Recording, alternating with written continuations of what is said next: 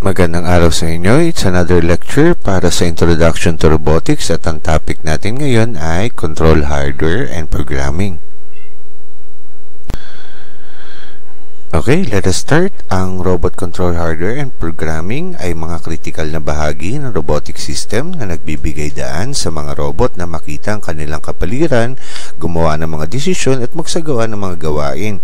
Sa lecture na ito, tutuklasin natin ang mga pangunahing konsepto ng robot control hardware, kabilang ang mga sensor at actuator, at susuriin natin ang mga techniques na ginagamit sa programming upang ayusin ang behavior ng isang robot. Ang robot control hardware at programming ay isang pundasyon upang makabuo ng matalino at may kakayahang robotic system. Sa pamamagitan ng pagmaster ng mga prinsipyo ng sensor integration, actuation at sophisticadong mga techniques sa programming, ang mga engineers ay makakagawa at makakapag-design ng mga robot na may pinakamahusay na perception, agility at adaptability. Ang pagsasama ng control hardware at programming ay nagbibigay ng kapangyarihan sa mga robot na magsagawa ng mga partikular na gawain at nagbibigay din daan ito na gumana ng ligtas at epektibo sa pabago-bago at hindi maayos na mga kapaligiran, pagbabago ng mga industriya at pagpapahusay sa ating pang-araw-araw na buhay. Now, let us discuss robot control hardware, mga hardware na nasa loob ng isang control system ng isang robotics. So, ang una na dito ay sensors. Ang mga sensor ay nagsisilbing mga mata at tenga ng isang robot na nagbibigay ng mahalagang feedback tungkol sa kapaligiran nito.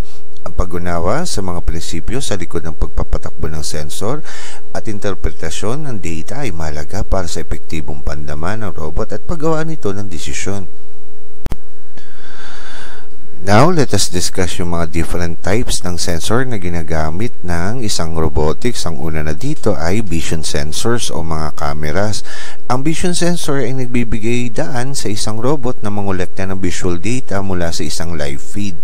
Ang live feed ay isang streaming transmission ng isang robot kung anong kinukunan ng video camera nito. Ang vision sensor ay tulad ng isang matalinong camera na maaaring mag-obserba, pumili at mag-adjust at mag-store ng mga kulay at bagay na lumilitaw sa visual field nito. So, the next is the range sensors. Ang mga example nito ay LiDAR o mga ultrasonic sensors. Ang mga range sensor ay mga device na kumukuha ng 3-dimensional na struktura sa ating mundo mula sa viewpoint ng sensor nito. Kadalasan, ginagamit ito upang sukatin ang lalim hanggang sa pinakamalapit na surface. Ang mga sukat na ito ay maaaring nasa isang point sa isang scanning plane o isang buong larawan na may mga sukat ng lalim sa bawat point nito. The next is tactile sensors. Ang mga tactile sensor ay mga data acquisition device o transducers na idinisenyo upang madama ang pagkakaiba-iba ng mga katangian sa pamamagitan ng direktang pisikal na pakikipugnayan nito sa isang bagay. Ang mga disenyo ng tactile sensor ay batay sa isang hanay ng iba't ibang teknolohiya, nang ilan ay direktang inspirasyon ng pananaliksik sa biological touch ng isang tao. So, the next is inertial measurement units or IMU. Ang inertial measurement units o IMU ay isang electronic apparatus batay sa isang hanay ng mga sensor na nagge-generate ng mga data na galing sa mga hanay ng sensor nito. Ang mga pangunahing sensor ay mga accelerometer, gyroscope o magnetometer. Ang data na nabuo ay depende sa uri ng IMU na may kinalaman sa acceleration, angular velocity, pati na rin sa mga orientasyon sa tatlong direksyon, mapa-translational o rotational ang paggalaw nito. So, the last is environmental sensors. Ang mga example nito ay temperature at humidity sensor. Ang mga environmental sensor ay mga nakalink na bagay na maaaring magbigay ng iba't ibang data, kabilang ang lokasyon, posisyon, mga galaw ng individual at mga elemento sa konteksto na maaaring ihambing sa data na nakolekta ng mga sensor na naka-embed o nakatanim sa individual, pati na rin pag-validate ng mga alarm. So, another device para sa robot control hardware ay mga actuators. Ang mga actuators ay responsible sa pag-translate ng mga control signal into a physical motion. Ang pag-unawa sa mga katangian at limitasyon ng iba't ibang actuator ay mahalaga para sa pagdidisenyo ng mga robot na may tumpak at responsive na paggalaw. So, may iba-ibang klase ng mga actuators na pinag-aralan natin sa mga naunang topic. Ang una na dito ay electric motors o ang mga example nito ay mga DC motor at stepper motors. Ang electric motor ay isang aparato na nagko-convert ng electrical energy into motion. Binabago nito ang electrical energy into mechanical energy o kinetic energy o enerhiya ng paggalaw. Gumagana ito gamit ang electromagnetism. Ang pangalawa ay pneumatic and hydraulic actuators. Ang mga hydraulic actuator ay gumagamit ng compressed oil upang maging sanhi ng paggalaw ng isang robot. Ang mga ito ay kadalasang ginagamit sa mabibigat na makinarya at maaari silang makabuo ng napakataas na puwersa. Ang mga pneumatic actuator ay halos kapareho sa mga hydraulic actuator.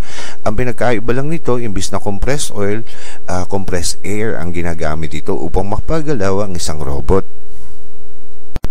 So, another type of actuator ay shape memory alloys. Ang mga shape memory alloy o SMA ay isang klase ng smart material kung saan ito ay sumasailalim sa pagbabago sa haba nito sa pamamagitan ng pag-contract sa halos 4% ng length nito, kung saan ito ay nagge-generate ng malaking resistance force sa thermal actuation nito. So dito, para maintindihan mo ang shape memory alloys, kung paano nagge-generate ito ng energy, nagko-contract, okay, itong material na ito, okay, sa pinaka-original length niya, tapos magko-contract siya ng 4% dun sa length na ito. Tapos yung nagge-generate na resistance force dun, yun yung kino-convert niya into electrical energy para magkaroon siya ng actuation. Okay? And the last is the piezoelectric actuators. Ang piezoelectric actuator ay isang electrically controllable positioning element na may high accuracy at precision na ginagamit sa mga microscale system. Ang mga ganitong uri ng actuator ay dinisenyo batay sa piezoelectric effect. So dito, para maintindihan mo yung pag-operate ng piezoelectric actuators, pag tinapakan mo ito, okay, so yung persa na in-input mo dyan sa device na yan, yung persa na yun ay kino-convert into electrical energy. Tapos yung electrical energy na yun ang ginagamit para sa pag-actuate ng mga device na nakakabit sa kanya. Okay? Ngayon naman ay talakayin natin ang robot control programming. Ang pag-unawa sa algorithm ng isang robot ay mahalaga para sa pagdidisenyo ng matatag at adaptive na robot control system. So, ang una na dito ay embedded system. Ang mga naka-embed na system ay backbone ng control ng isang robot na nagbibigay ng real-time na pagproseso at interfacing sa mga sensor at actuator nito. Ang mga microcontroller at single board na computer ay ginagamit sa pagpapatupad ng mga control algorithm at pamamahala ng mga input at output device nito. Ang mga naka-embed na system ay responsible sa pagkontrol sa paggalaw, sensing at mga proseso ng paggawa ng desisyon ng isang robot. Idinisenyo ang mga system na ito upang maging lubos na ma-optimize ang isang partikular na gawain na ginagawa ng isang robot na may precision at accuracy. So, another type ng robot control programming ay control algorithms. Kasama sa mga programming ng isang robot ang pagpapatupad ng mga control algorithm na namamahala sa behavior ng isang robot. Ang control algorithm ay isang hanay ng mga panuntunan o equation na tumutukoy kung paano tumutugon ang isang robot sa mga input at output gaya ng mga sensor, actuator at mga layunin na dapat gawin nito. So, ang isang type ng control algorithm ay PID o Proportional Integral Derivative Control. Ang Proportional Integral Derivative Controller o PID controller o three-term controller ay isang control loop mechanism na gumagamit ng feedback na malawakang ginagamit sa mga industrial control system at iba't ibang mga aplikasyon na nangangailangan ng continuous modulated control. Ang PID controller ay ginagamit upang i-calculate ang error sa bawat galaw ng isang robot. So, another type ng control algorithm ay state machines. Ang state machine ay isang modelo ng computation na naglalarawan sa isang system bilang isang set ng mga estado at mga transition sa pagitan ng mga ito. So, sa konteksto ng robotics, maaaring gumamit ng state machine upang ilarawan ang iba't ibang pagkilos na maaaring gawin ng isang robot at mga kondisyon kung saan ito lilipat o liliko sa pagitan ng mga pagkilos nito. So dito, para maintindihan mong state machine, isa to sa mga topic ng control system. Kino-compute yung mga equation para malaman yung pinaka-limit ng isang control ng isang bagay, para malaman kung hanggang saan yung value na magiging efficient ito at kung saan value naman mag-e-error ito. Okay? So, another type is motion planning and trajectory generation. Na pagpaplano o pagbuo ng trajectory ay maaaring isagawa alinman sa joint space o operational space nito. Ito ay may kakayahang ilipat ang braso ng robot at end effector nito mula sa unang posture hanggang sa huling posture nito. So, kailangan isaalang-alang ang mga batas sa paggalaw upang hindi lumabag sa mga limitasyon ng saturation ng struktura ng joint drive nito. And the last is fault following and obstacle avoidance algorithm. Ang fault following algorithm sa robotics ay mga techniques na ginagamit ng isang robot upang mag-navigate sa isang tukoy na daanan o trajectories habang iniiwasan nito ang mga hadlang sa kapaligiran ginagalawan nito. At dapat hindi ito mawala sa tukoy na landas na dinadaanan nito. Ibig sabihin, kung mag-deviate man ito sa dinadaanan nito, maliit lang dapat ang error at dapat nandun pa din siya sa tamang landas na dapat itong landasin. Parang sa kotse, kung mag-overtake siya, dapat maliit lang ang error sa pag-overtake para di madisgrasya at makabalik ulit siya sa lane na tinatahak nito. Ang mga algorithm na ito usually ay responsible sa sensing at pagmapping ng mga hadlang o obstacles in real time gamit ang mga sensors tulad ng LiDAR o sonar arrays at mga control strategies base sa impormasyon upang magabayan ang paggalaw ng robot sa desired path nito at upang ma-minimize ang collision sa mga hadlang o obstacle at iba pang mga dynamic objects sa kapaligiran ginagalawan nito. Ang mga algorithm na ito ay nakakatulong upang ma-maintain ang stability at safety ng isang robot. Ang obstacle avoidance algorithm naman ay dinisenyo upang tulungan ang isang robot na mag-navigate sa mga complex at dynamic environment sa pamamagitan ng pag-detect ng mga obstacle in real time gamit ang iba't ibang sensing modalities tulad ng vision, touch at proximity sensors. Ang mga algorithm na ito ay responsible sa pagproseso ng decision making ng isang robot para sa safety at efficiency nito sa pag-iwas sa mga obstacles sa landas na tinatahak nito.